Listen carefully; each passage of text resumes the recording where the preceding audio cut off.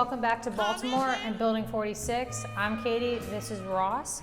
And today we're going to dive further into the world of craft beer and the glassware we use to serve it. So in our last episode, I asked Ross, if I were to own a bar or restaurant, what were the categories of beer that I absolutely had to have on tap? So we've got some great selections here from those categories. So I'll let Ross tell us, remind our viewers what those categories were that I have to have on tap. Yeah, so if you're just starting off, just some simple entry-level stuff. You want something light, so a nice light lager or a gold or blonde ale. You want something dark, malty. These are going to be like stouts, porters, brown ale. And then we want something hop-driven. So we have an American Pale Ale and IPA. There's plenty of hoppy stuff out there. So those are the three that we're focusing on right now. So we've got some really great glassware examples of how to serve each one from our partners at Cardinal, Stozel, and Libby. But before we do that, we want to go through one that we want to absolutely avoid, run as far away as possible from this glass. And that would be the 16-ounce frosted mixing glass. So we've got an example of it here. Obviously a great design on it. It's just your traditional mixing pint glass. Nothing really to it. It's frosted. I don't know if you guys at home can see, but it's got the spots from the dishwasher. So, and my hand is freezing while holding it, but beer expert Ross, tell us why we hate this glass. Yeah, so there's a few reasons. Obviously, touching it and being ice cold, that's not a pleasurable experience. You're not adding to your guest's experience. Two, it doesn't do anything to accentuate any style. It's just flat walls, doesn't really help any style. The dragon doesn't help. Yeah, no. And then lastly, I mean, this frost, this ice, is caused from condensation, obviously, but a lot of times in certain bars you'll have glassware coming out of the dishwasher, it's still wet, and you're putting it into a freezer. So you're getting a lot of water frozen on there. Now, the guest doesn't know how clean that water is. Even if it is perfectly clean, you're still creating a mess when it melts down and ends up on your bar or table. And it also can water down and dilute the beer inside the glass. So it's just a lot of things going wrong here. It is the tradition to have glassware like this, but that's because traditionally we were serving lower end beers that were less flavorful, and whatever flavors they had there, you really wanted to cover up with just ice cold temperature. Now that we're serving, America's making better beer and we're serving better beer, and it's time that we start bringing glassware to the table that really accentuates those new styles and the higher quality level. All right, so my hands are freezing after this, but nonetheless, let's talk about what we can do to differentiate that beer experience for your guests. So you'll notice that each one of these beer categories has a very different glass, so we're going to be able to create a different experience with each beer, which is great because they are very different. So Ross, run us through what you have here for this first category. Yeah, so these are my lights. I have Sam Adams Boston Lager. It's the biggest American craft brand. And it's going to have great clarity, and it's going to be a nice, light, easy drinker. And then we have a local option here, Anthem, which is from Union in Baltimore, and that's a gold ale. So one lager, one ale, both lighter in color, going to give you some good clarity, a nice bright pint, as they say. And we're using glassware from Stozel that's going to accentuate that.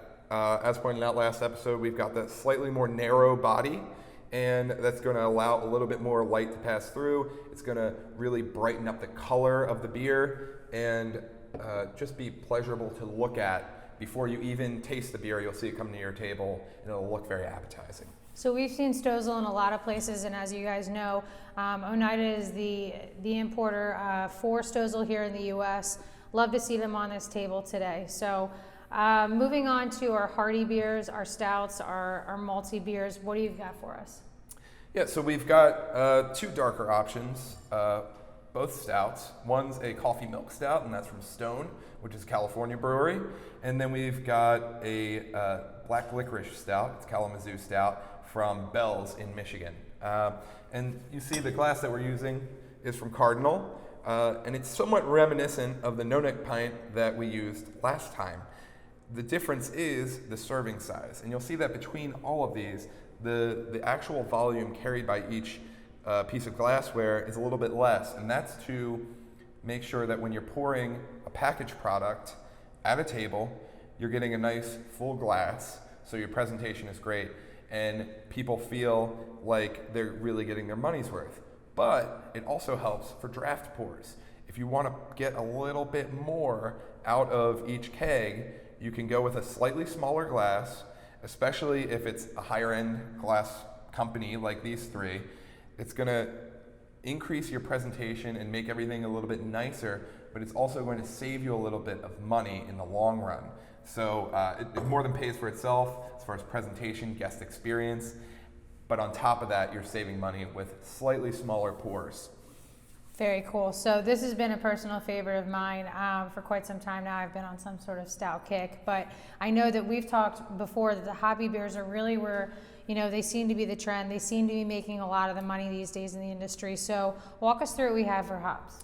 Yeah, so we have 2 hop-forward styles. One's the American Pale Ale, the godfather of all American Pale Ales, Sierra Nevada Pale Ale. And that's like the American style. It's one that is a take on, you know, previous pale ales, but using American hops, which, wouldn't you know it, are just very big, aggressive, and they've got a lot of good citrus notes, pine notes. They're really delicious. So we're using this one, and then for a local option, we're going to go with the Heavy Seas Loose Cannon. This is their flagship beer. It's an IPA. It's brewed in Baltimore.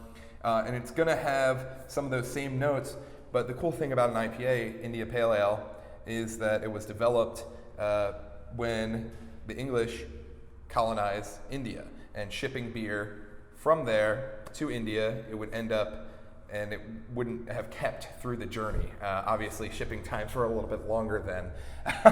So they added a little bit more malt, more hops, especially because hops are a preservative. That resulted in more alcohol, which also acts to preserve the beer. And so you've got bigger flavors, just a bigger nose, higher alcohol, and it's just a more aggressive beer, but a lot of them are sort of leading the way for craft beer growth in the country. So we've got this one from Heavy Seas, and again, the glassware, I like a stem on a hop forward style glassware. So this is gonna allow me to cradle the beer and get the warmth up a little bit if I think it's a little bit too cold, because I do find there's a sweet spot for hoppy styles. And then once it's down or up to where I want it to be, I don't have to keep holding the glass and warming it up. I can hold the stem, it's maintaining its temperature, and I can drink from there. Again, it's got the tulip shape, so it's accentuating the nose as well. So I love that you kind of led into a future episode that we're definitely going to focus on. You brought us a few local brews here from Baltimore where we're headquartered, so really excited to try some of those and again dive into a future episode, so be sure to check out that. But that's all the time we have for today, so thanks for joining us. We talked today about the craft beer categories, the elementary version, if you will, that you absolutely have to have on your menu, the glassware that you need to serve those in. And we're going to go further into that in the next couple episodes. So thanks so much for joining us. Remember to check us out on Instagram at Bldg46, Bldg46, or email us if you've got questions, comments, beer suggestions at either Katie@TabletopJournal.com or Ross at TabletopJournal.com. So thanks for staying with us today, and remember that tabletop matters. Cheers, guys.